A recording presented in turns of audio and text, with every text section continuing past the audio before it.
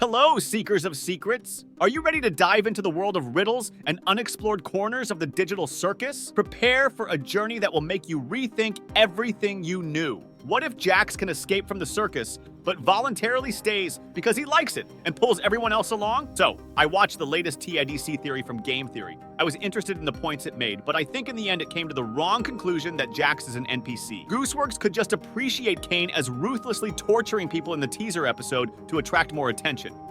And the actual proof that Jax is an NPC can be as easily concluded as that he is just an obstacle for Remember, with a greater understanding than he shows, as shown by his room with pins.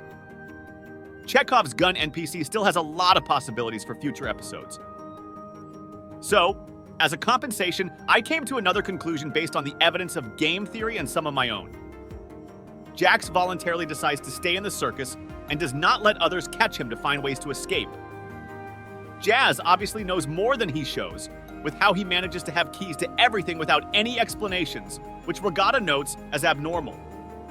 He has the means to explore more and peek behind the curtain of the digital circus. But he tells Remember that they all have already tried to leave and failed. Jax treats people as a simple amusement, but even then he should be able to work together with others if he really wants to escape with his previous experience.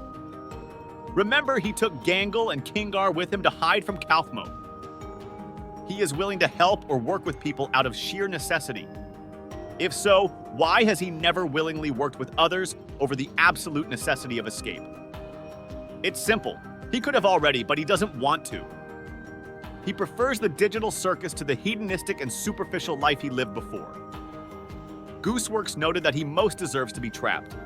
So instead, he continues to live his past life through the suffering of others, a life free from consequences, where he imposes his will on everyone around, and they are forced to reconcile with him. In addition to general sadism, he can torture others as a means of subjugation, being an obstacle that prevents them from ever focusing on the bigger picture and escaping without his help. His first reaction to Remember's suffering is not to empathize or be straightforward, but to be fair, it's to immediately give her the cold reality, reinforce her, saying that everyone else has already tried to leave, and then constantly mock her until the end of the episode about her desire to escape. Also, remember that he was also the one who chose who to unite in teams in the pilot project. As Regatta noted, he unites the two most unstable and depressed characters, while he is the one who decides to go with Remember and Regatta. If his sadism is a means of creating subordination, it makes sense why he decided to go with Remember and Regatta. Remember because she is still experiencing initial dissatisfaction and hopes to escape, and Regatta, who maintains a positive attitude and tries to help others in their situation, both contradict his interest for no one to be able to escape. He leaves Gangle and Kingar alone because, in his opinion, they have already gone too far, so he does not need to accompany them. He mocks Gangle because she still has enough reasons to suffer, largely ignoring Kingar because, as a sadist, he understands that Kingar is too innocent and friendly to give him any satisfaction. Torturing him, he wants a reaction to reinforce his influence of subordination and blind acceptance. I noticed that looking back at the second episode, the only seemingly friendly thing he does without an obvious alternative motive is closer to the beginning.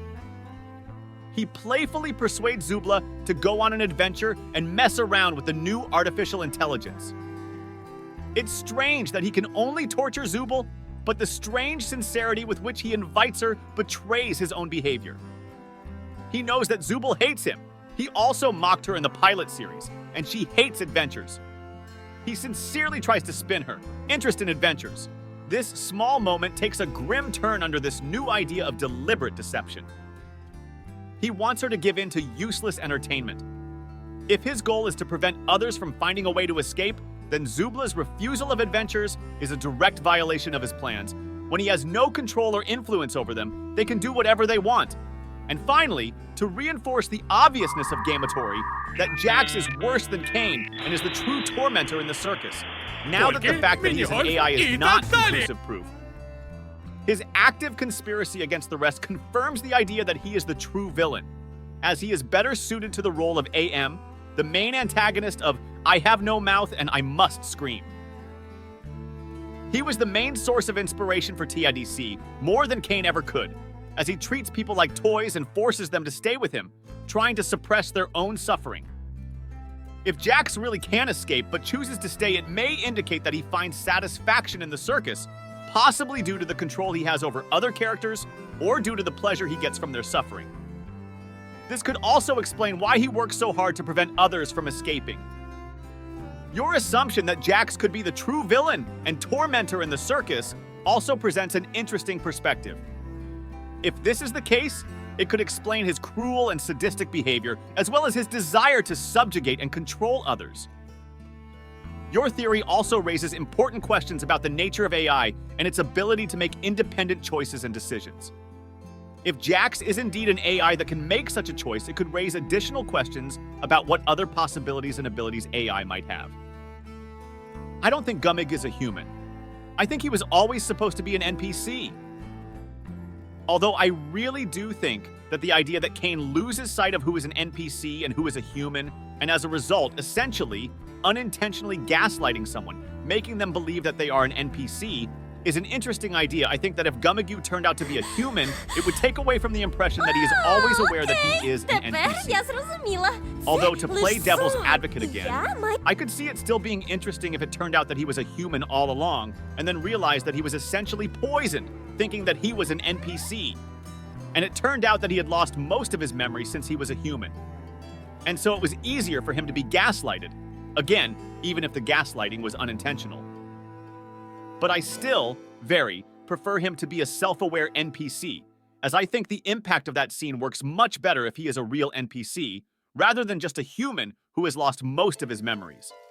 And Kane ultimately took him for an NPC, and therefore mostly unintentionally made him think that he is an NPC.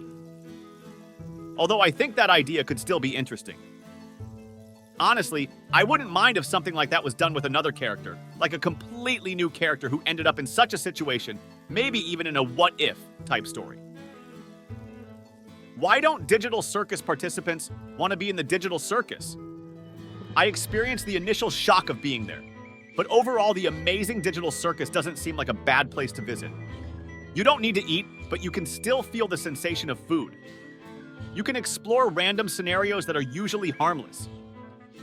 If only Remember isn't the only one who has lost her memories of the digital circus, you essentially have a fresh start and no responsibilities to return to. And yet everyone still doesn't like being there. Why? Thank you for being with us on this journey through the mysteries of the digital circus. Don't forget to subscribe and turn on notifications so you don't miss our next discoveries. Together, we will uncover all the secrets. See you again in the world of mysteries.